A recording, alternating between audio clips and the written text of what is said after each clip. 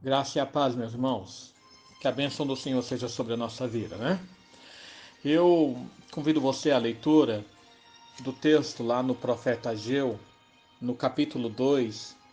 Nós leremos do versículo 17 ao versículo 19, que nos dizem assim: Eu vos feri com queimaduras e com ferrugem e com saraiva em toda a obra das vossas mãos. Não houve entre vós quem voltasse para mim, diz o Senhor. Considerai, eu vos rogo, desde este dia em diante, desde o 24º dia do 9º mês, desde o dia em que se fundou o templo do Senhor, considerai nestas coisas. Já não há semente no celeiro. Além disso, a videira, a figueira, a romeira e a oliveira não têm dado seus frutos. Mas, desde este dia, vos abençoarei. Meus irmãos, ontem nós falamos sobre como Deus manda olhar ao passado e ao futuro, principalmente por meio da sua obra no seu Filho Jesus Cristo. Mas nessa continuação de hoje, Deus ele repreende ainda o seu povo, porque o povo ele não aprende com seus erros. Veja, irmãos, que o ser humano em geral ele tem essa característica de progresso e evolução. Nós somos diferentes dos outros animais porque nós raciocinamos de forma lógica. Nós aprendemos uns com os outros através da observação e do ensino. A tecnologia mesmo, a cada dia vai nos surpreendendo aí com novos produtos, muitas vezes maravilhosos, né? E ela própria é um exemplo dessa capacidade criativa do aprendizado humano, do desenvolvimento humano. Mas parece que uma coisa nós não conseguimos aprender. Nós não aprendemos com a história. Porque a história ela traz constantes relatos sobre as tragédias que já foram causadas pela soberba, pela ganância, pela corrupção moral do homem. E se nós tivéssemos aprendido, nós veríamos a nossa sociedade já transformada em um ambiente muito mais puro, muito mais livre do pecado. Mas nós sabemos que essa não é a realidade, porque realmente parece que nós não aprendemos com os erros do nosso passado na história. Veja, irmãos, que desde o capítulo 1, nós já chegamos a meditar isso em outra oportunidade. Lá no versículo 5, versículo 7 do capítulo 1, Deus chama o seu povo a considerar o passado. Considerai o vosso passado, diz o Senhor. Aprender com os erros e aprender com as falhas, a olhar para a história e ver aquilo que pode ser corrigido. E vejam que chegando aqui no final desse livro de Ageu, Deus faz o mesmo.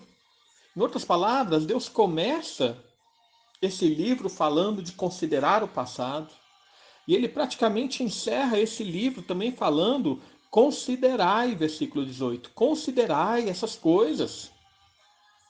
Deus fala para começar, ele começa falando ao seu povo: olhe para o passado, e ele termina nesse livro falando: olha para o passado. Nos parece que Deus quer insistir com o seu povo a olhar para trás, a aprender com o passado para ter então um futuro diferente. O que Deus estava querendo dizer é: olhe como eu vos castiguei e vocês não aprenderam nada. Olha o que ele diz no versículo 17. Eu vos feri com queimaduras, com ferrugem e com saraiva, e em toda a obra das vossas mãos, ou seja, eu vos castiguei. E não houve entre vós quem voltasse para mim. Vocês não aprenderam nada. Irmãos, o que o autor de Hebreus tem a nos falar lá no capítulo 12, versículo 4 a 13, nos conecta a essa mensagem de Ageu e é muito importante também. Veja que lá no autor de Hebreus, ao falar sobre a prova do amor de Deus na nossa vida, ele fala sobre essa correção. Ele nos mostra que a correção de Deus demonstra a paternidade e o amor do Senhor para conosco. No versículo 5 até o 7 de Hebreus 12 diz: E estáis esquecido da exortação que, como a filhos, discorre convosco. Filho meu, não menosprezes a correção que vem do Senhor, nem desmaies quando por ele é reprovado, porque o Senhor corrige a quem ama e açoita todo filho a quem recebe. É para a disciplina que perseverais. Deus vos trata como filhos, pois que filho há que o pai não corrige? Irmãos, o que nós temos que entender é que a correção de Deus mostra que nós somos filhos de Deus. É que a correção de Deus mostra o amor de Deus para conosco. Portanto, nós devemos louvá-lo, exaltar o nome do Senhor, porque a correção, o castigo dele na nossa vida é uma forma de demonstrar a sua graça, é o fruto do seu amor para conosco. Isso demonstra que ele está atento aos nossos passos. Nós temos um Deus que está atento ao nosso comportamento, temos um Deus que está atento à nossa vida. Como bem diz lá o Salmo 34, no versículo 15, os olhos do Senhor repousam sobre os justos e os seus ouvidos estão abertos ao seu clamor. Nós temos um Deus que nos olha, não com um olhar punidor, julgador, mas um olhar que cuida daquele que é o seu filho e que, portanto, corrige no momento necessário. Uma outra demonstração aqui do Hebreus 12 que nos conecta a Ageu é que a correção de Deus também objetiva a nossa santidade. Lá no final do versículo 10, quando o Hebreus ele faz uma correlação da correção dos nossos pais com a correção de Deus, ele fala: Deus, porém, nos disciplina para aproveitamento, a fim de sermos participantes da sua santidade. Irmãos, nós temos que entender que essa correção de Deus ela tem um propósito. Não é apenas punição, mas é nos preparar para entrar no seu reino. Preparar o seu povo para entrar no reino dos céus com santidade, com santificação, com uma vida pura. Porque lembrando que lá no reino dos céus não entra pecado. Enfim, irmãos, aqui nesse texto de Ageu nós podemos lembrar do caso da parábola do filho pródigo contado pelo Senhor Jesus. Naquela história contada, após aquele rapaz ele sair da casa do pai e gastar todo o seu dinheiro com bebidas e prazeres nesse mundo, ele acaba comendo das alfarrobas dos porcos. E ali, comendo das alfarrobas dos porcos, ele então percebe o seu erro e ele então resolve voltar à casa do pai.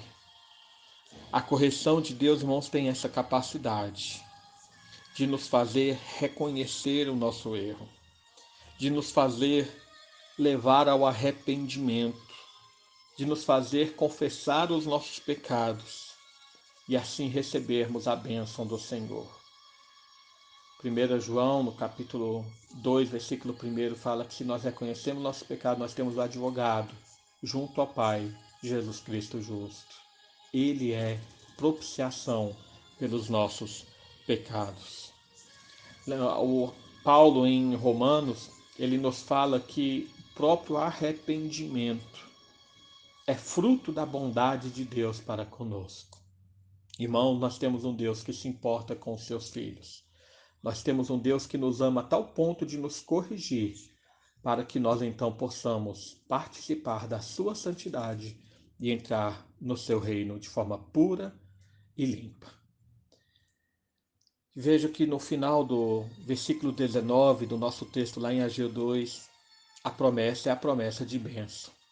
Depois de falar que não há semente no celeiro, que a figueira, a videira e a romeira já não produzem frutos, ele fala: mas desde este dia vos abençoarei.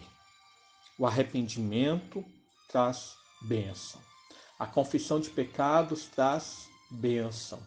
Olhar para o passado e ver os erros cometidos e então estabelecer um novo futuro, um futuro de santidade, traz a bênção de Deus ao seu povo.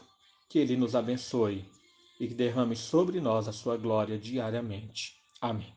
Oremos, irmãos. Pai amado, mais uma vez nos colocamos diante de Ti. Agradecemos por Tua obra em nossa vida. Agradecemos ao Pai porque com amor Tu nos elegeste como filhos e que, como sendo Pai, Tu estás atento aos nossos passos, atento aos nossos erros e acertos e atentos, ó Pai, para nos corrigir, a fim de sermos participantes da Sua santidade. Derrama, portanto, sobre nós, ó Pai, mais e mais do Teu Espírito Santo, que molda o nosso interior a fim de sermos a imagem do teu Filho Jesus, para que, conforme sendo a imagem dele, todas as nossas obras sejam agradáveis a ti. Vivifica, Senhor, o espírito do teu povo.